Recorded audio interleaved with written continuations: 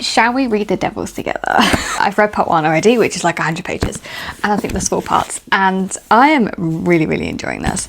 I have under a week to finish this. This is a very big book, so I'm trying to like power through this because this isn't mine. This is not mine. This was graciously left so I could read it. Why some certain friends who are in a lovely bookshop called Station Books in Tunbridge Wells have gone away. So this is before publication, so but it publishes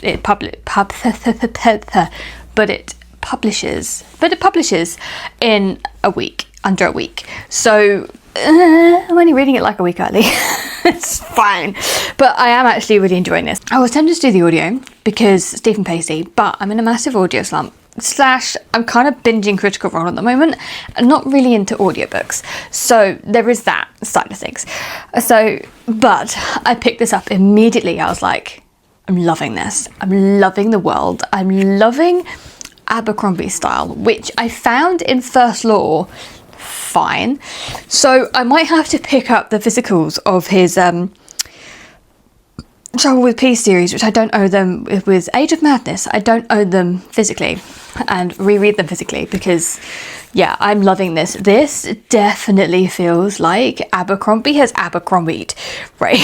It's feeling like that. And so far, I'm loving all the characters. They are just amazing and just incredible. My favourite is Vigor. Vigor is just insane. Immediately, there was 2 lines. Which Vigor did what she loved best, which is her job, murder, her hobby, murder. Immediately sold. I was like, and how everything going right. Then you have the thief who you met, who is Alex, who turns out you find this like very early on, that she is a long lost princess, which you think kind of one of those tropes. Abercrombie pulls the trope off, right? He pulls it off and makes it different, which is amazing. And they're trying to get her, along with a monk who has sleazed his way up, thinking he's going to meet the Pope. The Pope is a woman and a child, right? There are people in the church. This is how you do it, right? People who always complain about, things being, oh, it's not true to the time. You can make it feel like it's true to the time. It's like this is what it feels like. It feels like the era that Abercrombie's writing. It feels like the church as we know it, or as we knew it when it was back then, right? And yet there are still females in power. There's a female pope. There's a female I can't remember what she's called, but she's like second. She's mainly the one who pulls the strings, right? She's just not the Pope, but she's like one underneath the Pope, but she's basically running the mission. She's a woman, she's formidable. And I'm like, this is how you do it. I wouldn't say this is a patriarchy, but yet it feels kind of like it because of how the religion is written. Very reminiscent of Christianity and very much like Christianity, patriarchy, right? And yeah, this is how you do it. It still feels like that kind of vibe going on, and yet there's women centered in it. I'm loving this. I don't want to call anything too soon, so I don't know, but I do love it. There's also an old vampire. I like the lore around the vampire. He's an old vampire, but he also looks old. Like, he's got a cane. That's interesting. Like, we don't see vampires with canes. And I'm like, I want more vampires with canes, please. And then we have a magician, not a sorcerer, as he keeps insisting. And the way he does things, and it's just how everything is just written, is so humorless and crass, and just how Abercrombie writes at his best, that I am just absolutely adoring this. So I'm going to go back and read some more, because it is Friday today. I have until Wednesday to finish this, because I leave here on Thursday morning. So I need this done and finished. By then, it is 500 and something pages, 561 pages. I'm currently 122 pages into this book. Can I read this in time? I don't know. Other stuff might get shunted to the side, so I can just read this. Abercrombie is just brilliant. I'm on part 2. Page 209, And this just explains it. Like this is why I love his writing. He wriggled back, heels kicking at the plankings, struggling to scramble away and get up at once, and achieving neither, raising a hopeless arm to fend off the inevitable blow. That's my fucking monk. Exactly, he said that, and I'm like, just like, I don't know why that just made me laugh, but it just did, because Vigor the fucking werewolf, I absolutely adore this, and it's just so much fun. That has got to be one of the best battle scenes I've ever read. It was intense. So obviously this I can't remember if I said this before, but this feels like a quest book. And but when I mean a quest book, they're basically getting Alexia trying to go into Troy to put her on the throne. And she was a street urchin, but she's apparently now related to the former empress, queen, whatever, and they're trying to do it, and they're having these despicable people help. You have a necromancer who I love, Balthazar, I can never remember his fucking name, Balthazar Sham Ivram Draxi. I don't know why the fuck I can never remember that, but necromancer Balthazar Shram Iram Draxi. It's a mouthful, and that sun is really glaring. So I'm trying to use the book to kind of so he is the necromancer, and he is trying to lift the binding that's on his wrist, and he keeps failing to do it. And this is what I love about Joe Abercrombie, because the binding with the sorcerer, the fact that every time he thinks about not helping get Alexia on the throne, he's puking up, his guts are coming, and the way he should describe it, bile rising up his throat, and how he's float back, it's just incredible. And what makes it laugh, it makes it even better, is you then have the vampire who is very old and aging and on a cane, a vampire on a cane, which you don't see often, and I like it. I like that. And with that, he's just knowing, give that knowing look, that knowing smoke. You failed again, yeah. It's just, I just love it. I also love the fact that the Pope is a woman and the Pope is a girl, a 10-year-old girl who happens to have like all of this power at the same time, and so much power that Balthazar Sham Iram Draxi is kind of like, you are nothing. I can lift this binding off, and then he's like, shit, I fucking can't. So it's just making it, it's just so funny. And then you have Baptiste, who's like very, very happy with the knife woman, and then Vigor, who I fucking love. Vigor, I love her so much. And so then big battle happens. There's a battle in the other one at the end, which is kind of cool, but then in part 2 they are going across to they are going to Venice to try and get to Troy that way. So they get to Venice on like a pilgrimage, and somebody at the pilgrimage was like, nah, we kind of figured out who you were. But then the vampire was like, psych, I'm now talking and mind controlling and letting people forget and stuff, and it just, how that worked was really, really good. Then they had to go into a sorcerer's house, and this is where I kind of see where people are kind of like, what, this seems like a derailing from like the plot of like what's happening and where's it's going. But I was still enjoying it because Balthazar got 2 heads to communicate with the other people. We had to go into this like house that's full of illusionist stuff because of magicians and sorcerers, to get a box to give to somebody else, to then would get them onto a boat and off. And, you know, it's kind of like the D&D trope or the Skyrim trope of like, do this quest and you get this thing that gets you to where you really need to go, right? It's kind of like a side quest. So, but I still enjoyed it. And the fact that there was like 2 talking heads that Balthazar was using to commune with the other people, and there's goo coming out of the mouth, there's flies on there, and just everything, and like how he just sort of knew, and being in his head, and how he knew, he's like, I'm not gonna help you out, I'm gonna try and break this binding, and he fails. And then Alex just pure on punches him, and he's like, okay, I'll help them. It's like, which is fun. And they also find it quite entertaining having the vampire teach Alex how to be a emperor. Hello, Fang, you're gonna come up here? I'm gonna feed you in a minute. You can hear him, can't you? He's a loud boy. He's very hungry, and he's been screaming at me for an hour and a half. But it's been too early to feed you. I'm sorry. But that, yeah, what else was really entertaining was the vampire. was teaching Alex how to act like a princess, how you stand like a princess, how you stand tall, how you command a room just from walking in, just from being like regal and just, I have power, and confidence is probably what it is. And it was just I found that entertaining. And then the best part of this part was the fucking ship. They get on the ship, right, and then obviously they're attacked. It's always going to happen. It's just going to happen. It's kind of the book that it feels like it's going to be. And the way Abercrombie writes his like fight scenes is he does snippets from each person, but he does it in such a way where it's like it's not, it feels very real and visceral. And how he just swiped his, like, took his leg off, the body flew backward, blood splurted I don't know, it's the way he just does it. It's like, yeah, that's exactly what happened. It's very, very gruesome, very, very cut to the point of yep, but also not blow, blow, blow.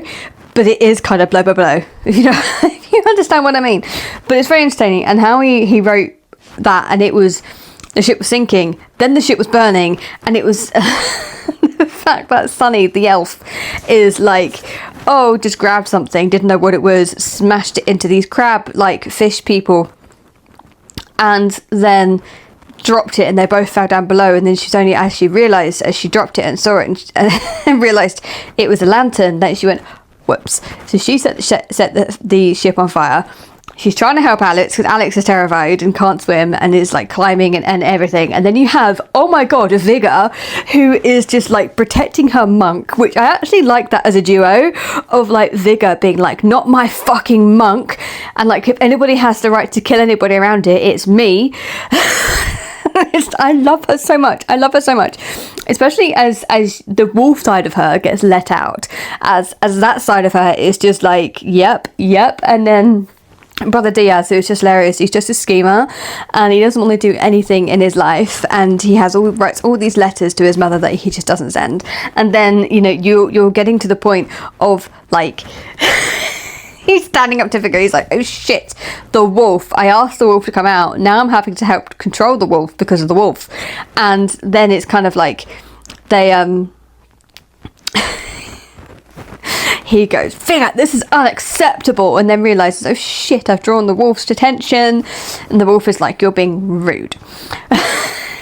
It's just, I just loved it. And then obviously we ended this part on like Brother Diaz jumping into the sea, kind of Alex falling into the sea, and everybody just kind of collapsing. And then Jacob, who's having this fight with one of Alex's cousins, is impaled behind, and that's how he killed him, because he got stabbed and then hugged him, and he's just like stuck because he can't die, which is interesting. And I'm having so much fucking fun with this book. I am this far through it, which is not, don't know how far that would be, not quite halfway. So I'm going to go feed Fang, and I'm going to come back and then read some more. But I'm having so much goddamn fun reading this book, more so than I would be if I was listening to it, which I never thought I would say.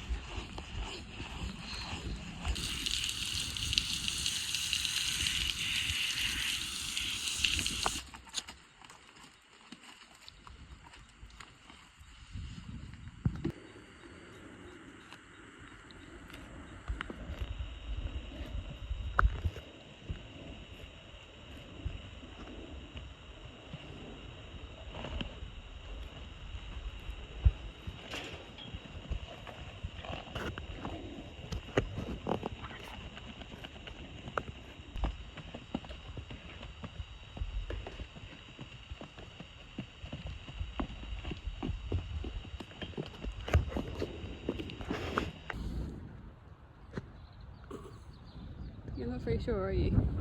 Hello.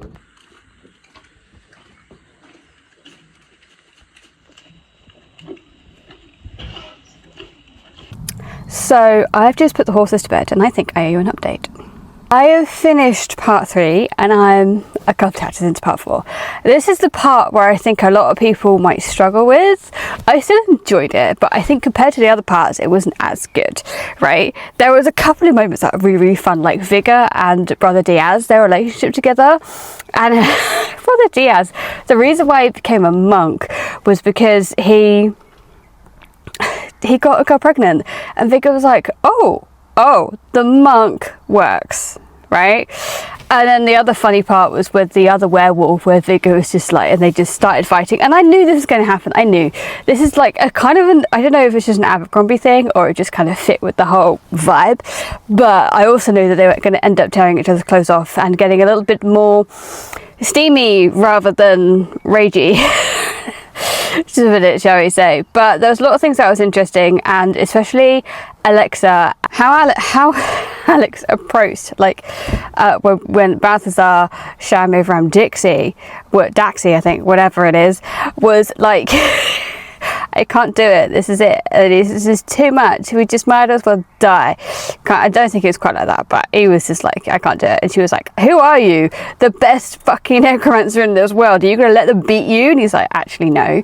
So, and like the way it was phrased, I did just love it. But the band got split up. They had this massive, I can't remember if I mentioned this last time, but they had this massive like shipwreck thing where they all came to shore, which was fine, but they all split, and it was fine. Most part I found I liked together was Brother Diaz and Viggo. Those are like, I just loved those two together. And then like Alexa and Sunny were fine, but it just kind of felt like this was like nobody knew quite what they were doing, and it kind of is true to that point. Nobody does really know what they're doing, but it just kind of, I feel like this is a bit where it kind of slowed down slightly, and it got just a little bit too kind of, I don't know, I think a lot of people are going to be a bit like, what's happening? This is, you know, and for me, currently at the point where I am, where I'm reading, I'm like, this feels like a standalone. But I don't think it is meant to be a standalone. I think it is a series. I think it says on the arc it's a series. Yeah, no, I did enjoy it. Again, Balthazar, he's up there as one of my favourites. He's got to be up there as one of my favourites. Because the way he just kind of like, I don't, him and Baptiste hate each other, so they were paired together. They managed to find some stuff, and the way Abercrombie writes, there was a moment where him and Baptiste were talking. Baptiste had already got more clothes. He had like nothing. It was kind of like a Titanic moment between those two. He's like swimming on a rafter to shore, and then he's spending forever and ever trying to untie these knots to get these shoes, and Baptiste's already found some trousers, got herself sorted, found trousers for him, and they're just talking. And the way Abercrombie structured that was just lovely, and I was like, I'm having fun. And then we get to, this is where I thought, oh, don't do another side quest. He didn't do another side quest. I was actually quite surprised at this. He basically, what Abercrombie did is he went on, so you come across these, so that you have Jacob, who is with one side, and then you have Baptiste and Balthazar, who are on the other. They're both kind of warring between each other, but what nobody picked up, apart from the vampire, who didn't really have much of a role in this story, still really doesn't. He does a little bit later at a later battle where he eats somebody and saves Sunny from a net, but that's about it. He basically, the two people, that they're husband and wife, and then they start arguing because people are like, we need to do negotiations, and they start arguing and they hate each other and they're screaming at each other, and all of a sudden they're kissing. It's kind of like, yeah, that's typical Abercrombie style, that is, and it's just typical how that would go. And I did enjoy that, because I thought, oh, not another side quest where people have to fight and stuff like this. It's like, it wouldn't. He did resolve it quite well. And then they continued on, and then Balthazar summoned a demon, which was interesting, because he wanted the binding removed so much. He was like, these would be the shackles I would choose, even though they would be worse. He's like, yeah, but I would have chosen it, which I actually, that's a lot of grit in that character, to show that side of it, to kind of be like, yeah, this binding I don't like, and I want to have to go back to imprisonment after this, and it might not be terrible, but I'd rather be bound to a demon because I chose it, rather than somebody take it away because I didn't use it. So I really enjoyed that. But what got me was the demon who came through. Like, there's a really powerful demon. It's like, nah, sorry mate, can't help you. What do you mean you can't help me? You're a powerful demon. Yeah, I can't do it, sorry. I was just like, okay. And that was when he kind of really fell in and started to believe that this Pope was like the saviour reborn, in a sense, with the magic powers she's got, and really kind of fell into believing in Alex, which was fun. And then obviously they all go, and Vigor and Brother Diaz find each other because Sonny and Alex had just hunted the whole time, which was fine. Like, I kind of liked a little, like, Alex driving the story a bit more in this, and that was entertaining. They're hunted by the werewolves and have to go through these like sacking cities, and they get through and it's fine, and Sonny's injured and stuff like this, and their relationship sort of building a little bit closer. And then Vigor, they meet up with Vigor and Brother Diaz, they save their lives again. It's typical. And then they end up at this kind of abandoned monastery. They end up at this abandoned monastery, and they start fighting because the werewolves are there, and Alex's cousin's there, and it's a thing. And then the other guys meet up, and they meet up mid-fight, and it's kind of cool. This is where you kind of see a little bit more on the vampire Bam Rickard, I think, his kind of powers in a sense, but he's still not actively doing much. You don't see him doing much, and you see the others do stuff. And then, you know, two other sorcerers, Balthasar was like, hang on a minute, they're meant to be opposites. Is these philosophers wrong? In the middle of a battle, he's having like a philosophical like revelation inside his head. That was entertaining. And then I obviously beat all of this, although Sabas, the cousin, had wings, which was like, oh, okay, haven't seen that before. The other ones used it, their mother's creations to create more creations. So he went, nah, I want fuck ass wings. And it's like, okay, that's fine. But anyway, he still died, which is kind of obvious. They all seem to be dying, but there's one left. There's one cousin left, and I'm like, he's meant to be like the eldest. He is meant to be the really big bad. So I'm like, okay, what's his deal? What's going to happen? What's happening here? So I'm really curious to go back and read.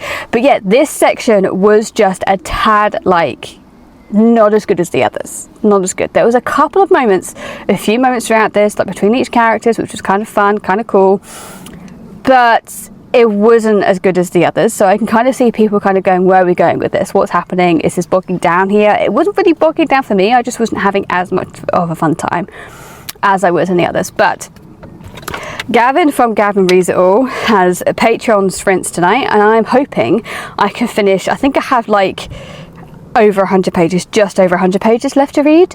So I'm hoping I can do that tonight. So I will update you, hopefully when I finish this book. I owe you an update. It has been quite a long time. Almost, hang on, not quite a week, 5 days. Hang on, it's Monday. Last time I updated you was Thursday? No, Tuesday. Yes, it was a week. This last time I updated you. No, I did not finish it on Gavin's reading sprints. I had an anxiety attack and I felt like I wasn't part of my body. When I feel like that, I can't read. Unless it's like Lord of the Rings or Harry Potter, like those all like my comfort reads, which I mainly gravitate towards Lord of the Rings and that kind of scenario. And I'll just reread over and over again the beginning of the Fellowship of the Ring. I don't know what it is. So I have been kind of listening to Lord of the Rings, the Phil Draglish version, because of my anxiety. If people say having anxiety and just is being like, oh, you can just calm yourself down, it's not. It's like an out-of-body experience. You are not a part of yourself. You don't know how to get back inside your body. It's weird, and you feel like you just kind of want to run away from your own body as well. But you know you have to get back in your body. But you're also not in your body.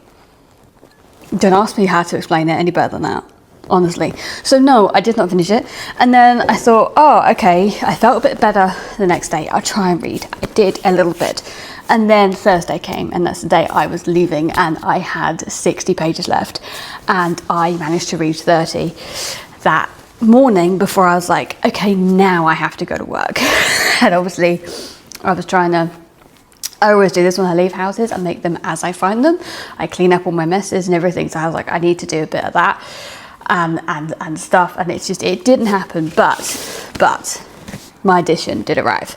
This is the Waterstones edition, and don't get me wrong, look at that. The worst monsters make the best allies. And like, don't get me wrong, I like the broken binding, but I am finding a lot of times with the broken binding editions they're doing too much. So I kind of, you know, I like the edges on the broken binding. If they'd kept it with this cover, I probably would have bought it. But the fact that they've gone the edges and a complete redesigned cover, I'm a bit like, and I don't think it's reversible. Sometimes I know like Fairy Loot do reversible dust jackets. So if you're not a fan of the new dust jacket, you can reverse it and get the one that you want. So, but here we are. I have now finished it. I finished it a couple of days when I got to my new place. So yes, I did pick up my copy from my own house, literally so I could take it and finish it at somebody else's place, because the ebook was 13 quid. It was 12.99, and I'm like, I'm not paying that for an ebook. I was like, if it was a couple of quid, I'd have been tempted. But then also, I don't think this is in my library yet either. Otherwise, and then even if I did, it would have been a long wait for that. So I didn't do it, but I did finish it. I did enjoy it. I did enjoy the beginning a lot more than the ending. I'm not gonna lie. It's, how am I going to explain this? I don't know. I'm kind of being like, I have to remember what happened, because I also started Malazan between finishing this, and my brain is completely on Malazan at the moment, so I need to kind of go remember. But Alex is now, she comes off the boat and people are like, okay, you're now going to be our new empress. No problem. But there were some twists, and I was kind of like, I knew they were coming because it's Abercrombie. I was like, he's not just going to make it as simple as you get the throne, here you are. Things happened, and it did end with a kind of a bang, right? You know, Abercrombie is like the dude bro for an author. People would, you know, the dude bros gravitate towards him, and he is a good author. He's I like his stuff, right? I'm entertained, but with the ending, so Alex, she's crowned, whatever, and then immediately after shit hits the fan, I was like, give me more of that, pretty please. But the way of her coming crowned was that she also had to marry the remaining son, which I was kind of like, do I trust him? Is that going to happen? Is he going to marry her and then kill her? You know, stuff like that. And I was wrong with what actually was going to happen, but I really liked their conversation, like in the marriage bed, right? Before anything happened, they sort of getting drunk, they just talking, and they're just like, he's been like, you know, we don't have to do everything now, and just sort of explaining things on like his point of view and what he wants, how he's like, he doesn't really care about things. He just almost like he wanted what was best for Troy in a sense, and he he then discovers that her handmaidens, which I was suspicious on her handmaidens and Lady Severa from the beginning, and he was like, I recognize you, and then he went, oh yeah, you were part of my mother's I think apprentices or something, and immediately they just grab hold of him and kill him. And I was like, maybe you shouldn't have said that out loud. Maybe you should have waited till they'd have gone and then been like, they're my mother's apprentices. They are probably here to try and kill you. So that happens, and Alex is like running for her life. The other guys are trying to leave on the boat, and this is what I really like. Everybody's seeing the fire in like the big castle of Troy or whatever, and they're like, something's wrong. I'm going to go back. They didn't have to, but they did. And then you get Balthasar, Sham, Iram, Draxi. I think I said the right way around. Is like, I don't have to do it. I don't have to. We are not under any obligation. And he's just going on and on all the reasons why I didn't have to do it. Everybody else has left. And then later on, you'll see he suddenly appears as a guard, saving Baptiste and I think a couple of others as well. Baptiste and the monk, I think. And yeah, because Vigor at that point had got Needle in her head and she was like attacking, so he was just sort of like, I come in and save the day. So we all thought he stayed on the boat until that happened. He just kind of appears like, why are you all wet? Well, the boat had cast off by that point. So obviously he had been like, I've been he'd waited till the boat cast off, and then it was like, oh fuck, I've got to go. Which I really, really like that. I kind of like that dynamic. But most of this, a lot of action happened in this, and there was a lot of stuff. There was Vigor, who was like trying to attack the monk and stuff because she got pinged through. Like, you know, the visuals that J. Abercrombie really came through in the ending of this. But again, it was still not as enjoyable as the beginning. The beginning, how everything he was setting up, all the characters you're going and like, oh, amazing. Whereas this was just like action after action. And for me, I was like, I don't know, I just wanted a bit more from it, or like not as much, because of how my enjoyment was just from the characters being the characters rather than the ending. There was a twist. I kind of suspected Michael, I don't know, but the Duke from the beginning. I was like, this is a little bit sus, right? Something's happening a bit sus. Ever since he left the inn and was injured, I was like, this is a bit sus. I don't know what's happening with him, but nothing really came about it. But what I did not see coming, which was there was a sorceress battle between Balthazar and Lady Severa, I loved that. That was incredible. Absolutely loved it. Balthazar and Lady Severa, and in that, Balthazar realizes who Lady Severa is. She is the Empress. That she basically switched places. So who was Lady Severa died. So, and then so technically she's like the Duke's mother, which the Duke was also going to marry Lady Severa. And like, can Abercrombie just not go with that incest? I don't think so. As weird as that is, I don't think so, but he does it in a funny way. He does it like yeah, this is really wrong and horrible. I'm going to make you laugh about it. But at the same time, yeah. So she was like, it's the quickest way to get back to the throne. He asked me to marry him. I was like, yeah, sure. It wasn't really in her plans necessarily, which was quite ironically funny. But she is Empress Exodia, I think it is. I'm trying to remember all these names, and it's been like almost a week since I read this book.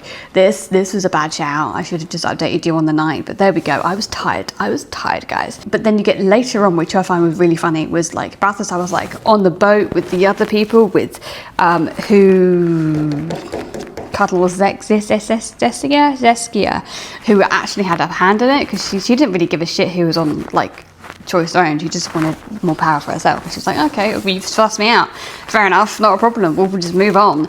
And he's trying to explain like, I have this information, and they're like, no, we're going to chain you in the hole, we're going to chain you back up. And he's like, fine, I just won't tell you. So he just doesn't tell him, and I can't wait for that to bite him in the fucking ass later on, because I'm like, yeah, Balthazar, I'm on your side here. I'm on your side. And for the fact that, you know, Sunny rescues Alex all the time, they both do it all the time, and I do like their relationship. I think it's quite cute.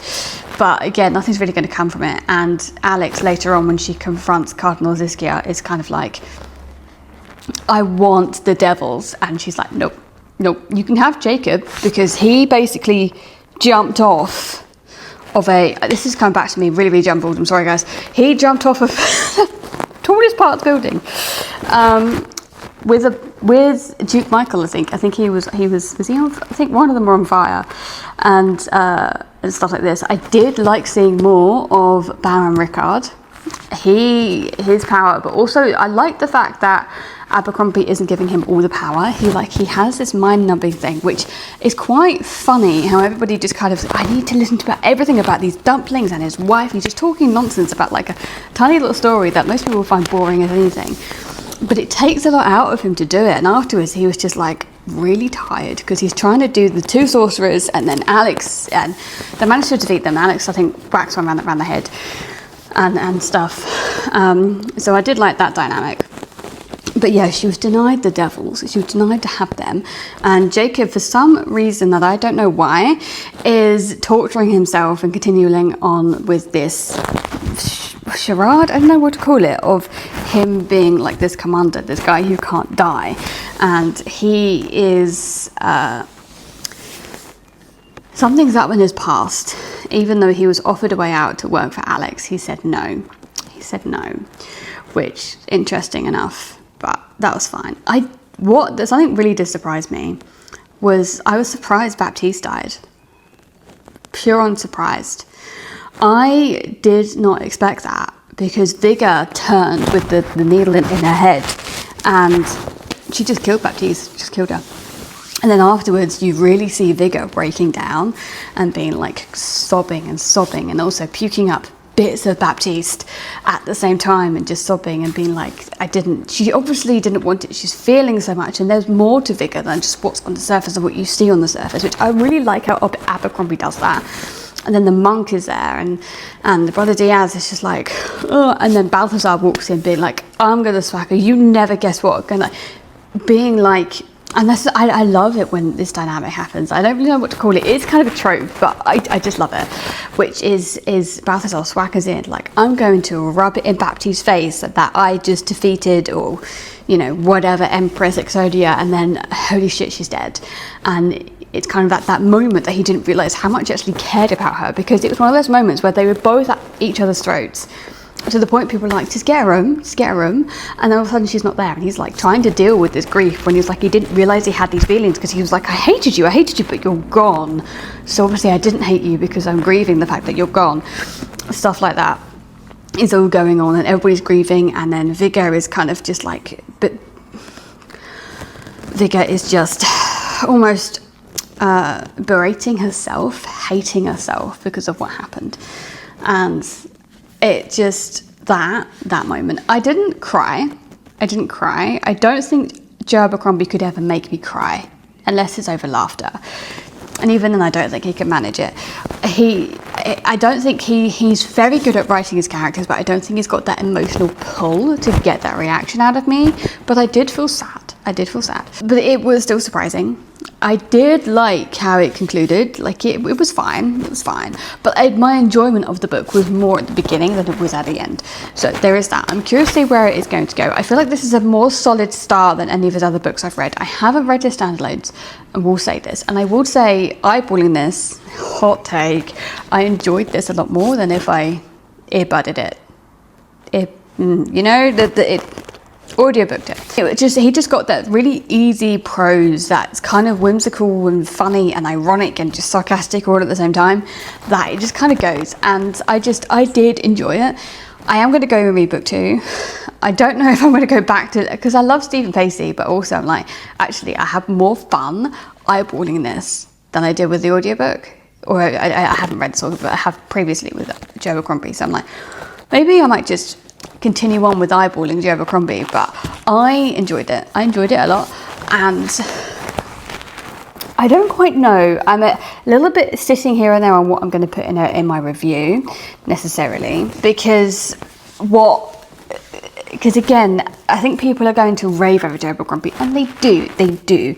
I'm just not one of those people who is just a raving fan of his. I'm not. So again, the beginning of it was enjoyable. Somebody said this is like House in the Cerulean Sea, but way darker, and I kind of see it. I do kind of see it. Got the fan family vibes, the abnormal vibes, the people who were just the outcasts, the monk who never wanted to be a monk, that was literally just put in there, been like, we need somebody to command this. You have the werewolf, you have Baron Rickard the vampire, you have Jacob who is cursed with immortality. There's so many things and so many different variations to these characters, and even a character like Sunny, who is so quiet and just used to being in the shadows because she can turn invisible all the time, also being an elf and people looking down on her because she's an elf, and there's hints at like a really traumatic past, but she's like, this is kind of just what happened in her life. She was left in a cage, she was beaten all the time, and there's so much depth to these characters, and yet the way Abercrombie writes, it just hints at trickles at some of these things. And I feel like if it was written almost like more of like a Hobbes style book, maybe, I don't know, I don't think I'd like it even more, but I might feel more for these characters than I did here, or I do with any of Abercrombie's characters. But I'm not saying you should change how he writes them, because they are iconic characters. I do enjoy them. I enjoy his books. I have a good time with his books. But these Joe Abercrombie's books are books where I go to, I just want to have a fun time, not a thought time. Whereas if I want a deeper meaning or deeper things from a book, I don't go to Joe Abercrombie. I go to somebody else. I go to Robin Hobb.